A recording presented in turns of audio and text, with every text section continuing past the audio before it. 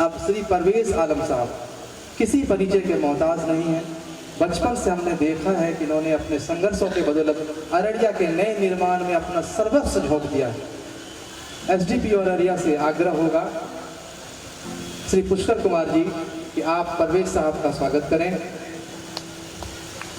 ये छोटे छोटे सम्मान देकर हम बड़ी खुशी महसूस करते हैं। हम अपने संकल्पों को पुनः दोहरा पाते हैं और उस पर चलने की फिर से प्रेरणा ले पाते हैं। परवेज साहब सम्मान प्राप्त करते हुए एक प्रख्यात पत्रकार, साहित्यकार और समाज सेवी हैं। अब मैं अपने पत्रकार मित्र परवेज आलम साहब को यहाँ आने की दावत देता हूँ। परवेज आलम साहब कहने के लिए पत्रकार हैं, लेकिन गंभीर लेखन में उनकी बहुत गहरी रुचि है, बल्कि वे रचना भी करते हैं। ये अलग बात है कि लोगों से शेयर नहीं करते हैं, लेकिन पढ़ने वाले खोज कर उनको पढ़ लेते हैं।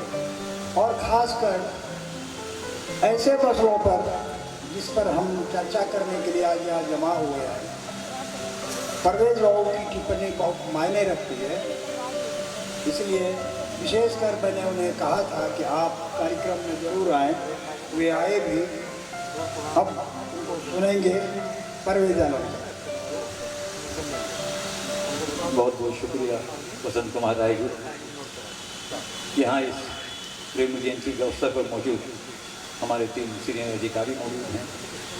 बहुत ही आदरणीय डीडीसी साहब मनोज कुमार जी, एसडीएम शैलेश चंद्र दिवाकर जी और अन्य पदाधिकारी, और हमारे बहुत ही सम्मानित साहित्यकार, अदीब, शायर यहाँ मौजूद हैं। आप सबों को और जो हमारे दर्शक बन रहे हैं, जो बहुत बुद्धिजीवी हैं, प्रबुद्धजन हैं, उन सभी को रेणु जयंती की बहुत बहुत बधाई और शुभकामनाएँ। रामशरण जी मंडल जी खुद मौजूद हैं, उन्हें भी बहुत बहुत बधाई। एक बात मैं बहुत स्पष्ट कर दूं कि रेणु जी को जब तक मैं मैट्रिक और इंटर में था तो मैं रेणु जी को बहुत नहीं जानता था, मौका भी नहीं मिला था पढ़ने का।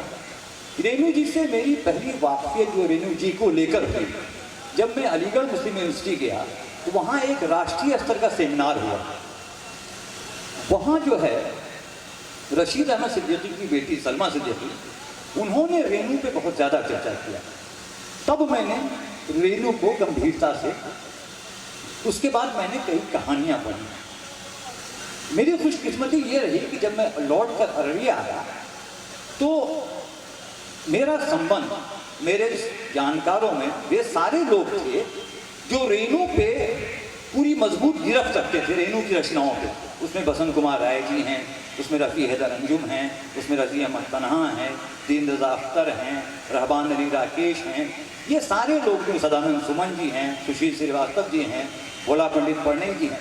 तो समय समय पर अपने 20 साल की पत्रकारिता में मैं जब इंटरव्यू करता रहा इनसे रेणु जयंती पे, रेणु जी की पुण्यतिथि पे, तो उस सिलसिले में मुझे जानकारी बढ़ती गई रेणु जी को लेकर के। रेणु ने सभी विधाओं में लिखा है। रेणु जी ने कहानियाँ लिखी, उपन्यास लिखे, संस्मरण लिखा, कविताएं लिखी और रिपोर्टाज लिखा।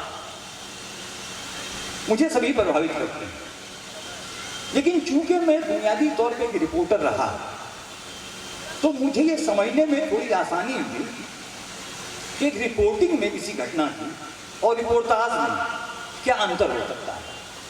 और जब मैंने रेणु जी के रिपोर्टाज पढ़े, कुछ रिपोर्टाज, कोशिदाएं, हड्डियों का पुल, रिंझल नंझल, विद्यापत नाच, तो ये चीज़ें बहुत स्पष्ट रूप से सामने आई कि रेणु जी ने एक बहुत ही ड्राई किस्म के सब्जेक्ट को, रिपोर्टिंग को किस तरह से एक साहित्यिक रूप में ढाला। ऐसे कहा जाता है कि काशीदान सिंह चौहान जी ने हिंदी साहित्य में पहला रिपोर्टाज जो है लक्ष्मीपुरा लिखी थी 1938 में संभवतः, और उसके 7 साल के बाद रेणु जी ने विद्यापत नाच लिखा जो प्रकाशित हुई, सिर्फ 7 साल के अंदर है। लेकिन रेणु जी ने रिपोर्टाज को, जहाँ तक मेरी जानकारी है, हिंदी साहित्य में स्थापित किया इस विधा को, जो विधा मूल रूप से यूरोप से आई थी, लेकिन वो स्थापित किया।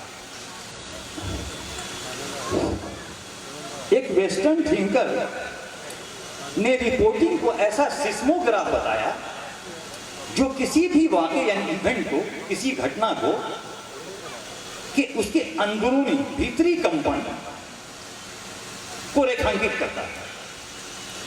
इस धरती और धरती पर बसे हुए लोगों की जिंदगी में कभी मैनुअल, मैनमेड और कभी नेचुरल घटनाएं घटती रहती हैं, जिनसे इंसानी जिंदगियां प्रभावित होती हैं, और ये मुमकिन भी नहीं कि इंसानी जिंदगियां प्रभावित ना हो उनसे।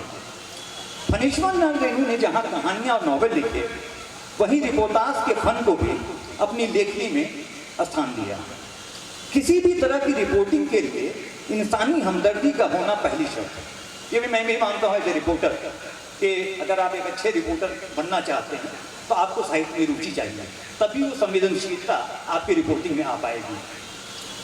अगर ये नहीं है, वो एक अच्छा रचनाकार या साहित्यकार नहीं है। रेणु के रिपोर्टाज में अदब यानी लिटरेचर का जो एलिमेंट है वो हमें चौंकाता है और इंसानी सरोकार से गहरे तौर पर जोड़ता है, क्योंकि इन रिपोर्टाज में नमूदार होने वाले जो कंपन हैं, उथल पुथल हैं, अप्स एंड डाउन्स हैं, वो उनको शिद्दत और गहराई के साथ उजागर किया गया है। जैसे आप उनकी रचनाओं में रिंजन ढंजन, वन तुलसी की गंध वगैरह और नेपाली क्रांति कथा में बखूबी महसूस किया जा सकता है इन उथल पुथल को।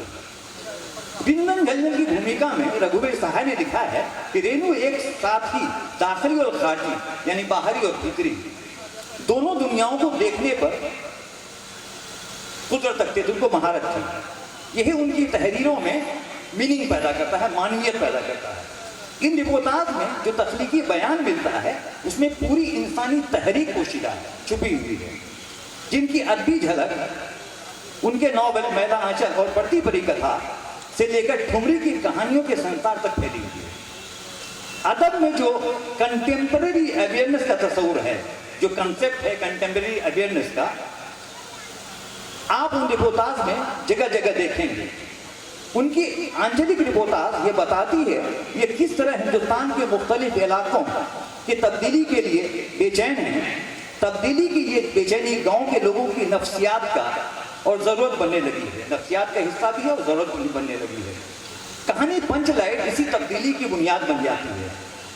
रेणु जानते हैं थे कि कौमी लहर के साथ दोस्ती का हाथ बढ़ाना कितना लाजमी है, जो मेन स्ट्रीम है।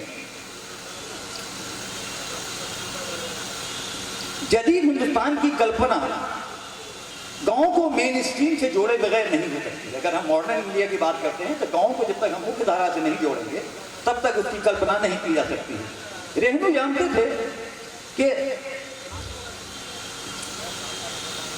रिंजन ढंजन में रेणु लिखते हैं, वो लिखते हैं कि मेरा गांव ऐसे इलाके में है जहां हर साल पश्चिम, पूरब और दक्षिण की कोसी, पनार, महानंदा और गंगा की बाढ़ से मुतासिर यानी प्रभावित लोगों के काफिले आकर पनाह लेते हैं। सावन भादों में रेलगाड़ी की खिड़कियों से बड़े और सपाट मैदान में चलते फिरते बैलगाड़ी, बैल, गाय, भैंस, बकरियों के हजारों झुंड देखकर ही लोग इस स्थिति का अंदाजा लगा लेते हैं।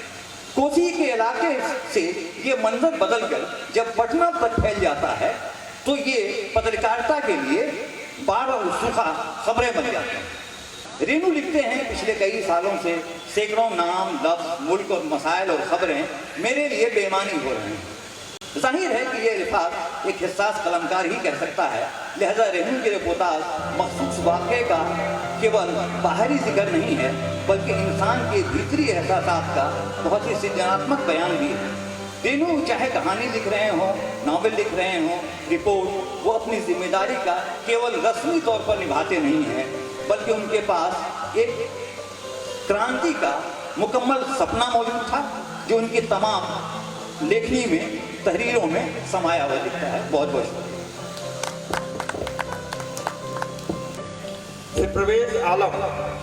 परवेज आलम जी थे, बहुत ही बढ़िया इनके द्वारा पाठ किया गया है,